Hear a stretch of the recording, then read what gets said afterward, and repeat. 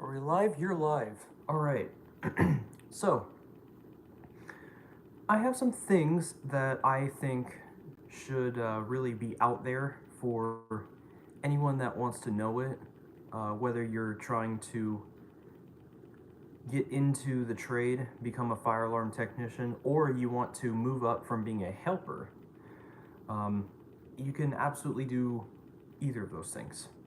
So, I'll go over what you need to do for being in the state of Texas and other places across the country.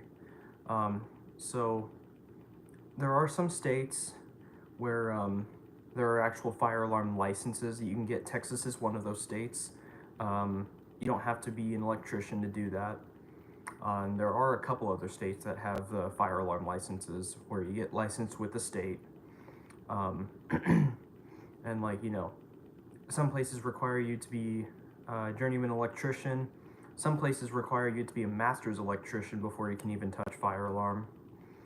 And of course, you can do fire alarm with anything as long as you are under the supervision of a person with the proper credentials, such as a master's electrician, journeyman, FAL, APS, or RAS, which in the state of Texas, FAL is fire alarm license, APS is alarm planning superintendent, and an RAS is an residential alarm superintendent.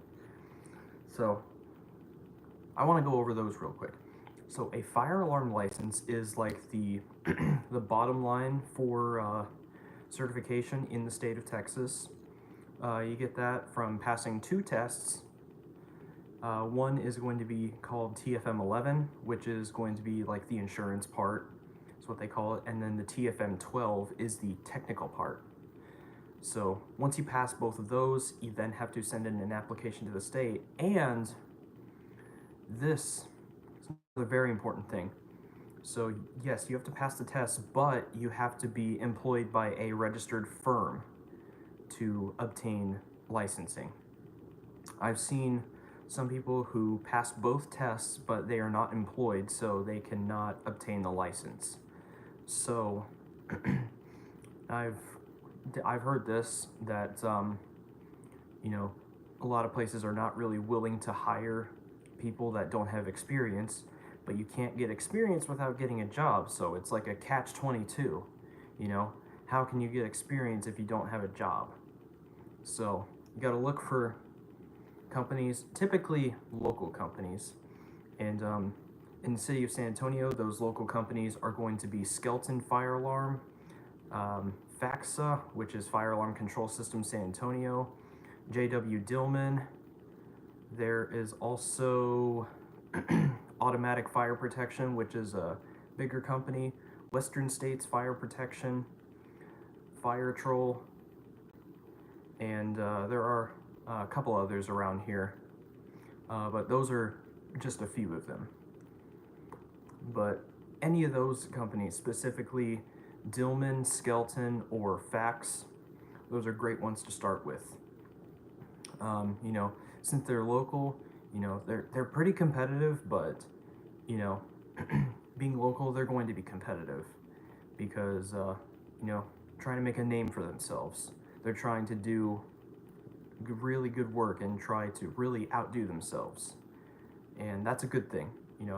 That's what you want in a company. You want an employer who is really trying to get out there, because that's going to help them grow, and that's going to help the new guys, you guys, grow. And it's helped me grow. That is for sure. So with all that in mind, start looking into certifications. Certifications you can get include NICET. You can do factory trainings, any any safety training like lift protection, fall protection, fall awareness, OSHA 10, OSHA 30. I would definitely try and go for 30 instead of 10, because there are a lot of big jobs out there, and those big jobs require you to at least have OSHA 10. Even if you're a helper, you gotta at least have OSHA 10. So those are things to keep in mind. And The only ones that I have right now are Aerial Lift and my FAL. So once you get into NICET, NICET has a cool thing, which is called Continuing Professional Development. So anything that any certifications that you get after you get your NICET will get you NICET points, is what some people call it. So, and it doesn't have to be, factory training, because, NICET has, they've got certifications for, like, all across the board, not just fire alarm. They've got for, building automation, air conditioners, anything that you can imagine, any trade that's out there, NICET has it. They've got a certification for it. And once you get that, you know, it might seem daunting because you got to stay on top of it to, keep it active. But anything that you get, whether it be OSHA 10, OSHA 30, fall protection, lift training, those will all count towards your NICET. And it'll keep you going to factory training for fire alarm systems, whether it be, Gamewell, Fahrenheit, Firelight, Notifier, even Simplex, AutoCall, maybe even Siemens if you're up there. Those are just a few of them.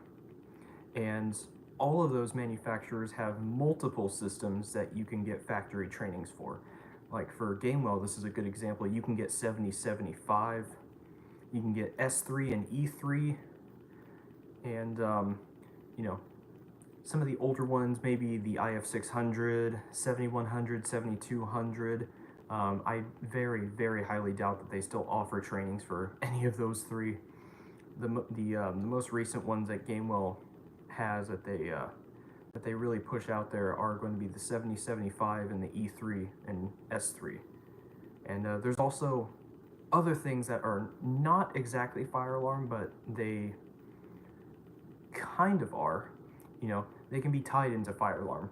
There's VESDA training, there's BDA, which is a bidirectional amplifier. Bidirectional amplifier is a system that replaces the firefighter telephone handsets that you might see, those phone jacks in elevator lobbies or outside of stairways.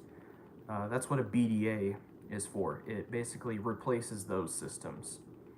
And it's nice because, anything that can block any sort of frequency, like window tint, sunlight is just a frequency, ultraviolet light. And, anything that blocks that, especially in concrete buildings, that's going to impair, the ability of someone to be able to communicate to someone inside or outside of that building, no matter where you are. So by having a BDA, you can communicate with someone who might be in the basement of this building completely fine because you've got this system installed that goes through all the floors. And even if you're outside the building, you can still communicate just fine with that person, just on your radio. So that's what BDA does. A VESDA is a smoke chamber detection system, which is something that Gamewell has. Place you might find this is a server room, a place where paper documents are kept. And basically what this does is it's a little it's a little controller that has an aspirator, and there can be 3 tubes coming out of it, sometimes less, sometimes more. And it's kind of like a sprinkler system, except, you've got these pipes going around that have holes in them, and they detect levels of smoke. And if it's over at the, if it's over a certain threshold, and it stays at that threshold for an extended amount of time, then it'll give you a trouble. Just like how the dirty smoke detector system works, like service detector. That's how that works. It stays at like 80% of its activation threshold for an extended amount of time, and it's like, okay, you've got a dirty smoke detector. You can get dirty 1 or dirty 2 troubles depending on what system you have. And a VESDA is much like that. I've had to clean one, and they're very interesting. You know, there's endless possibilities to this. You know, there are some companies that, you know, expertise a little outside of fire alarm. Some of them do nurse calls, which, I mean, you know, it's a pain, but you know, it's absolutely doable. So like Tectone training, you know, that's another one that you can get. So there's all kinds of possibilities, and you will, you know, if you decide to get into this industry, um, you know, keep all that in mind. Don't let it intimidate you. Don't ever let it intimidate you. Just let it be like, you know, something that you can learn. You know, don't think that, okay, I got to know a little bit of this, a little bit of this. No, you can learn all of that later on. Okay, I promise you, there will be time. There will be times to learn stuff. All right. Knowing good wiring practices, that is a crucial, very, very futile part of this, because you know, when you're doing suites and finish outs, you want to be able to do, you know, very good wire runs. You want to have it as high as possible, but I don't recommend zip tying the wires like every couple feet, because it's going to make it very difficult to service. And you know, if it has to be demoed in like, you know, 20, 30 years, it's going to be pretty difficult to do that. So, you know, just something to keep in mind. But you know, good wire practices, um, learning how to bend conduit, that is a great skill to learn, and that is one that I actually taught myself. Um, and I've taught a couple people how to do it, but being able to do offset bends, box offsets, that is really important. You know, in becoming a competent leader in your corporation, and it'll definitely boost you higher. You know, having the skill set to do all of these things, you know, on top of having the certifications, because I mean, you can get the certification and do very, very poor work. Okay. And an analogy I can use for this is, you know, here in San Antonio, you know, all the drivers, they're obviously licensed. You know, they've got a driver's license, but they drive very, very poorly. So keep that in mind when you're thinking about certifications. You know, don't judge anyone because they don't have a certain certification. Don't ever judge anyone for that. Okay? Whether they've got 1 year or they've got 20 years of experience, don't judge them for not having a certification in what they're doing. Now, with that, don't leave an unlicensed individual on a job site without the supervision of a licensed person, namely a person that has an FAL.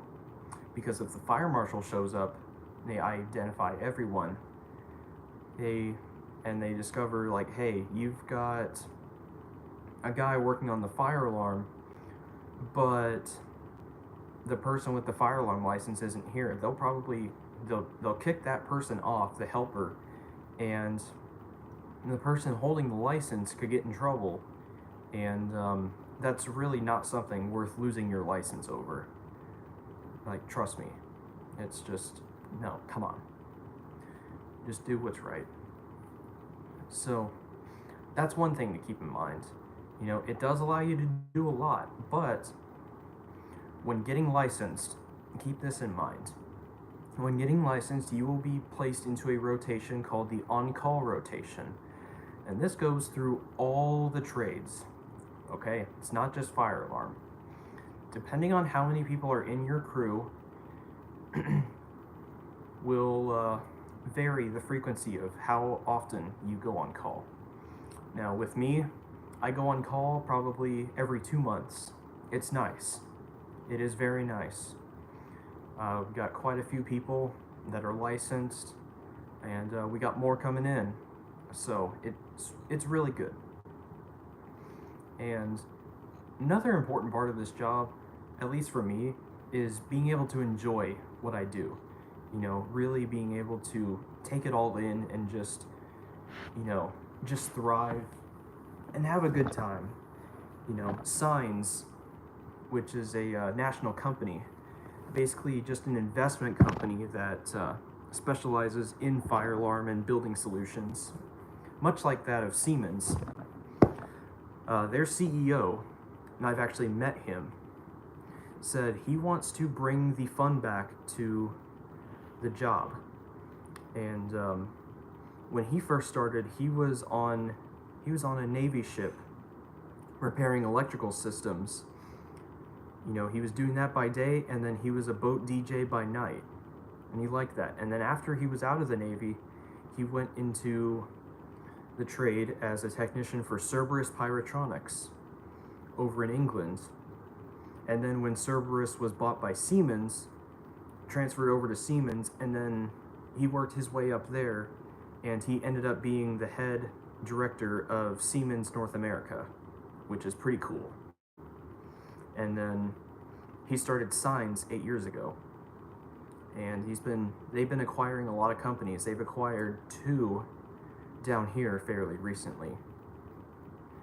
And another great part of doing this, if you're into the alarms, is whenever you do wreck outs or demolition, you get to keep all the devices that you take out typically, unless the building owner or customer specifically requests that they be saved for them. If they request that you save the devices, then you have to give them to the person that requests it. This could be the general contractor, this could be the owner of the building, this could be the customer. Maybe the tenant, but the tenant will very rarely get involved in the construction process. They're typically not supposed to, but if the general contractor or the building you're working in requests that you save the old devices for them, then you got to save them for them. You can't win all of them, so that is something to keep in mind. But I'm very thankful. I've gotten to save a lot of stuff. Most recently, I got a Wheelock 7001 V24, I believe is the model number. Super rare. I've never seen any transact on eBay. And then just a little before that, I got some Simplex 404060s, which are part of the 405080 family. And I've been looking for one of those for 12 years. Not even joking. And I finally got some. And it's ironic because, just a couple weeks before I got those, there was one that sold on eBay without the horn, just the plate and the light. It was an auction. The end price was $390 without the horn or the back box. That is insane. And it was from a seller here in San Antonio. So, yeah, there's a lot of fun to be had in this industry. You can be a really, really fun foreman. That's a great part of this.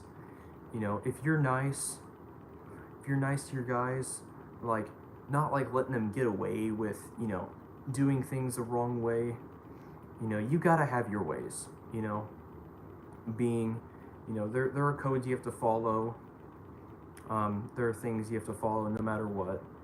There are some things that are okay sometimes, but the things that I'm going to go over, one of them is smoke detectors. So if you're doing a layout that includes smoke detectors, you got to make sure those smoke detectors are at least 3 feet from the edge of any air register or fan blade. That is a very important part. Another thing that I get onto people for, well, not really get onto people, something that I point out is sprinkler pipes.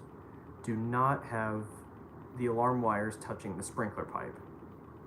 And I've had people give me attitude for this, and I'm just like, no, I don't want to hear it, because if the fire marshal sees that, he could fine us. That's not something I want to get fined for. I also don't want to get points on my license. So those are things to keep in mind, because if you do end up committing a violation bad enough, you could get your license revoked by the state fire marshal, and that is no good.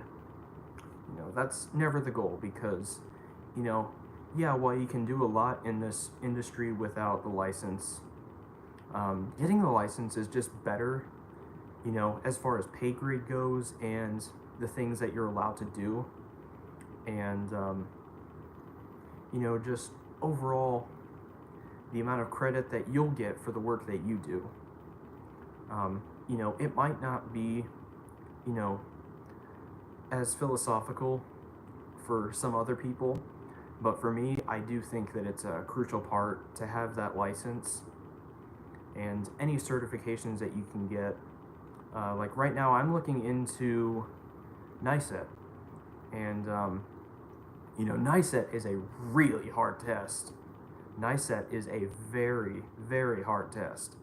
107 questions just for level 1. There are 4 levels of NICET that you can get. To get level 1, you have to have at least 3 months of work experience in the fire alarm industry. Level 2 is a year. Level 3 is 5 years, and level 4 is 10 years. Although now I'm actually hearing that to get level 1, you have to have at least 6 months of experience, and level 2, you have to have 2 years of experience. That's what I've been reading. But I've been doing practice tests, and you can do practice tests for all of these. There's a guy on Quizlet that has flashcards, and you can study those, and you can take tests based on those questions. They're not exact questions that you'll see on the test, but they do have a resemblance to the questions that you will see on the test. But it definitely gives you a good idea of what to look out for. And NICET, basically, like, what NICET asks you about is, like, what is what environment is considered a Class 2 Division 1, Class 1 Division 1, what's Group A, Group B, all the way through Group G,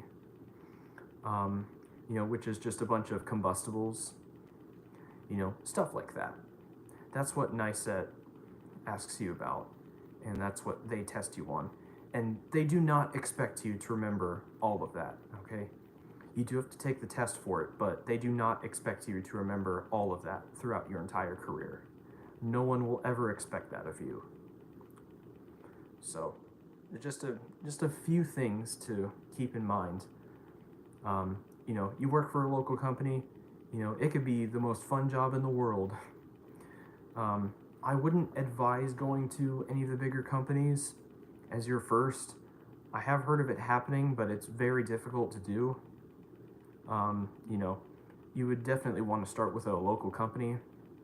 I wouldn't even try to get in with Simplex or Siemens, because you probably won't anyway. But I have heard instances of it happening.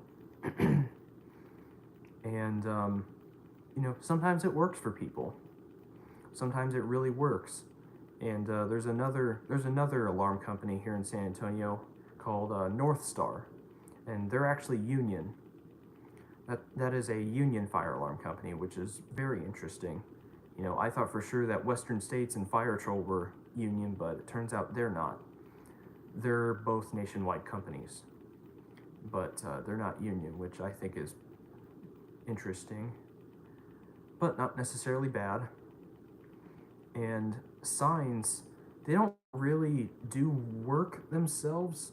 They're an investment company. They throw money to these companies, that they see have great potential, because, you look at a company, look at what they have, in terms of, lands, like, their warehouse, their stock, if they have trucks, that they buy outright and don't lease, and, they bring in a good profit each year, and they've been going for 30 years, like, how much do you think that company's worth?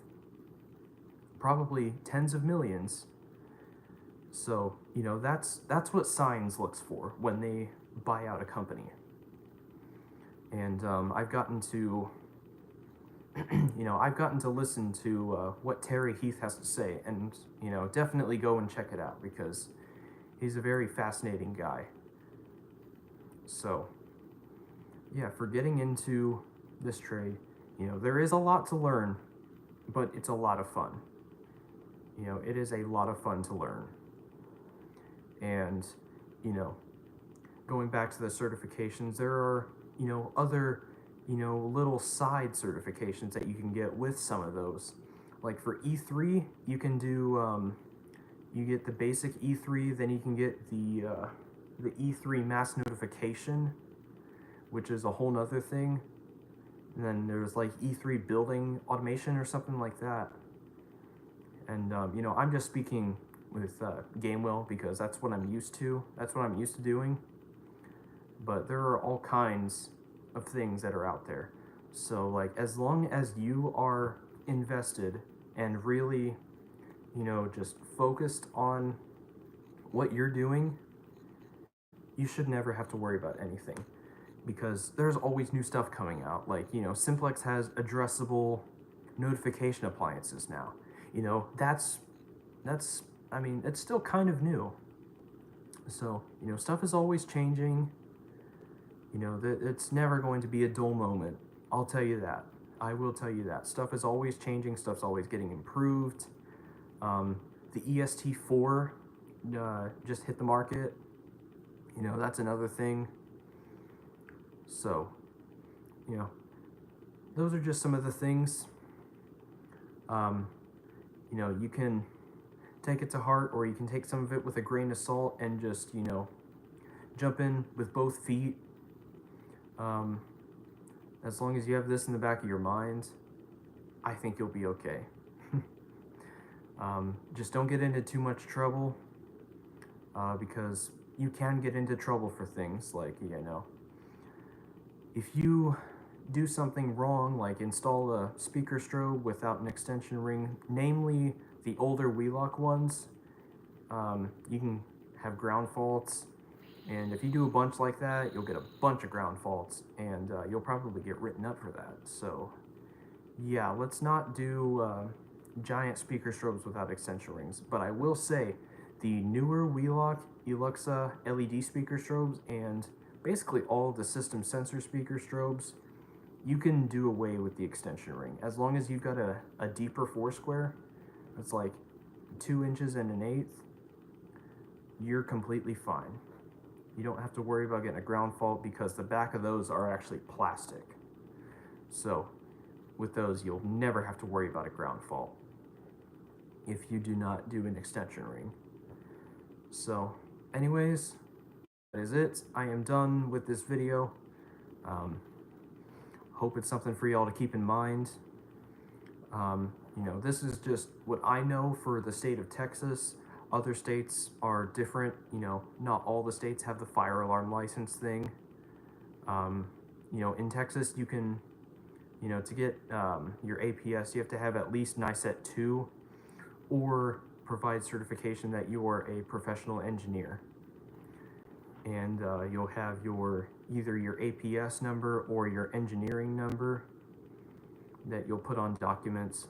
So anyway, hope y'all learned something, and post down below if there's something that I might have missed or something that you just have a question about in general.